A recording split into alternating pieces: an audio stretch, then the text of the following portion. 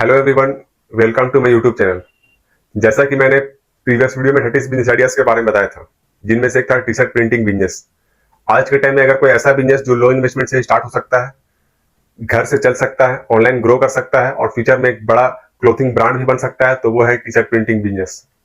बहुत लोग इस बिजनेस को सिर्फ एक छोटा सा साइड हसल समझते हैं, लेकिन रियलिटी ये है कि दुनिया के बड़े बड़े फैशन ब्रांड्स भी एक सिंपल प्रिंटेड टी शर्ट से ही स्टार्ट हुए थे। आज तुम इंस्टाग्राम खोलो, यूट्यूब खोलो, किसी इन्फ्लुएंसर का पेज खोलो, हर जगह आपको printed T shirts, over size fashion, gym where, motivational quotes वाले design, एनिम prints, street wear culture देखने को मिलता है। और सबसे इंटरेस्टिंग बात यह है कि इस बिजनेस में प्रोडक्ट से ज्यादा ब्रांडिंग बिकती है।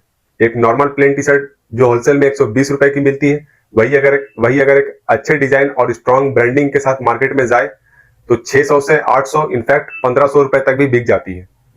यानी गेम सिर्फ कपड़े का नहीं है, गेम परसेप्शन का है, गेम मार्केटिंग का है, गेम ऑडियंस अंडरस्टैंडिंग का है। बहुत लोग बिजनेस स्टार्ट करने से पहले ही डर जाते हैं कि मशीन कहां से आएगी, इन्वेस्टमेंट कितना लगेगा, कंपटीशन बहुत है, कस्टमर्स कैसे मिलेगा। लेकिन सच बोलूं तो आज के डिजिटल टाइम में प्रॉब्लम बिजनेस स्टार्ट करना नहीं है, प्रॉब्लम है कंसिस्टेंसी मेंटेन करना। क्योंकि टी शर्ट प्रिंटिंग बिजनेस में जो बंदा डेली सीखता है, डेली कंटेंट डालता है, डेली डिजाइन इंप्रूव करता है और ऑडियंस को समझता है, वही आगे जाके ब्रांड बनाता है। सबसे पहले समझो कि टी शर्ट प्रिंटिंग बिजनेस होता क्या है। सिंपल लैंग्वेज में बोलूं तो पहले टी शर्ट लो, उस पर डिजाइन प्रिंट करो और उसे ऑनलाइन या ऑफलाइन सेल करो। बस इतना सा कॉन्सेप्ट है।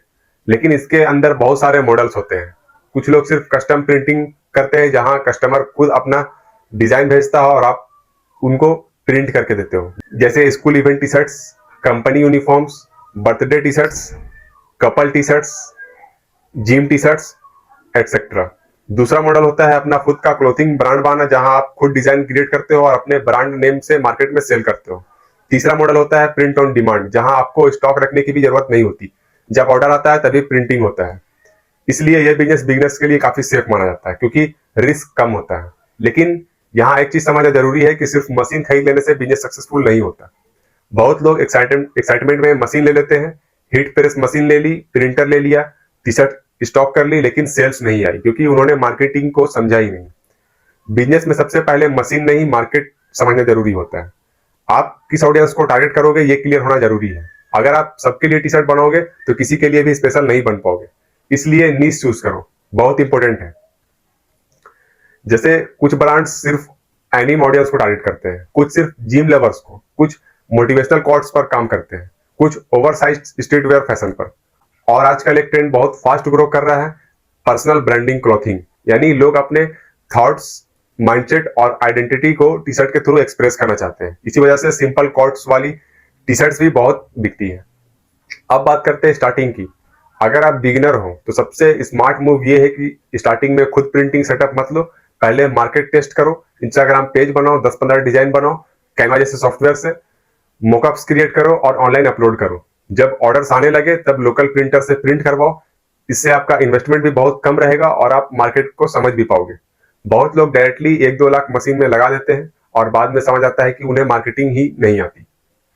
आज के टाइम में फैशन बिजनेस एड से कम और कंटेंट से ज्यादा ग्रो होता है।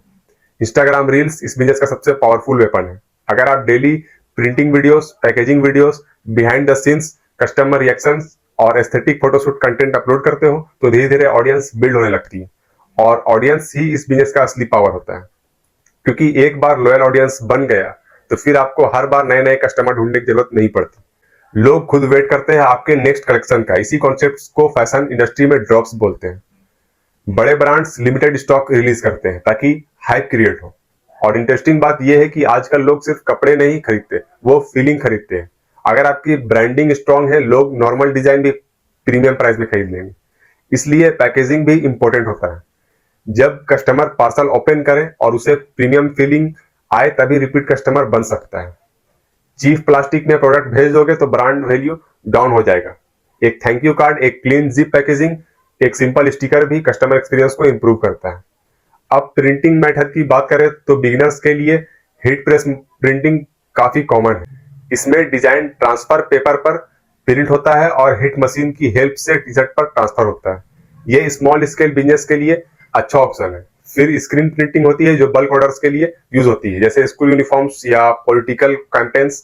और आजकल डीटीएफ यानी डायरेक्ट टू फिल्म प्रिंटिंग भी काफी ट्रेंड में है, क्योंकि इसका प्रिंटिंग क्वालिटी और ड्यूरेबिलिटी अच्छी होती है। लेकिन बिगिनर को एक चीज पर ज्यादा फोकस करना चाहिए, जो है सेल्स। मशीन बाद में भी आ जाएगा, सबसे पहले कस्टमर लाओ। और कस्टमर कैसे आएंगे? कंटेंट से, ब्रांडिंग से और ट्रस्ट से। आपको ये समझना होगा कि सोशल मीडिया आज फ्री मार्केटिंग मशीन है। अगर आप डेली कंसिस्टेंसी रहते हो तो बिना शॉप के भी ब्रांड बिल्ड हो सकता है। बहुत सारे क्लोथिंग ब्रांड सिर्फ बेडरूम से स्टार्ट हुए थे। ना ऑफिस था, ना टीम थी, ना बड़ा बजट था, सिर्फ एक फोन था, इंटरनेट था और कंसिस्टेंसी थी। लेकिन हाँ, एक रियलिटी भी है, इस बिजनेस में कंपटीशन बहुत ज्यादा है। हर दूसरा बंदा क्लोथिंग ब्रांड स्टार्ट कर रहा है, इसलिए सिर्फ मोटिवेशनल कोट्स वाली नॉर्मल टी शर्ट से आज के टाइम में सर्वाइव करना मुश्किल होता है। आपको यूनिक एंगल लाना पड़ेगा, डिजाइन लैंग्वेज स्ट्रांग होनी होगी, ब्रांड की वाइब क्लियर होनी चाहिए, ऑडियंस को लगना चाहिए कि ये ब्रांड अलग है। और एक और चीज इंपॉर्टेंट है इस बिजनेस में, वो है क्वालिटी। बहुत लोग सिर्फ डिजाइन पर फोकस करते हैं और फैब्रिक चीफ यूज करते हैं। पहले 10 ऑर्डर्स मिल भी गए तो कस्टमर्स दोबारा नहीं आएंगे। लेकिन अगर फैब्रिक कंफर्टेबल हुआ, प्रिंट अच्छा हुआ, फिटिंग अच्छी हुई, तो कस्टमर रिपीट करेगा और वही बिजनेस को स्टेबल बनाता है।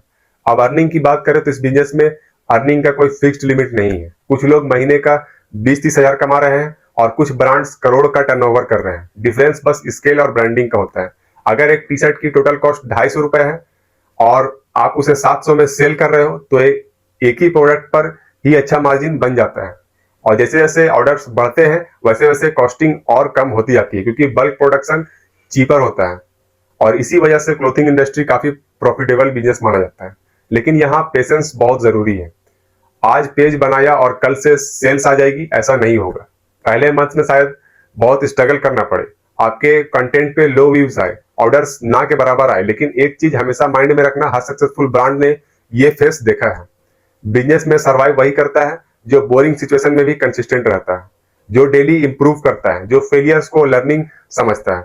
और एक बात हमेशा याद रखना, टी शर्ट प्रिंटिंग बिजनेस सिर्फ प्रिंटिंग का बिजनेस नहीं है, ये ब्रांडिंग, साइकोलॉजी और ऑडियंस अंडरस्टैंडिंग का बिजनेस है।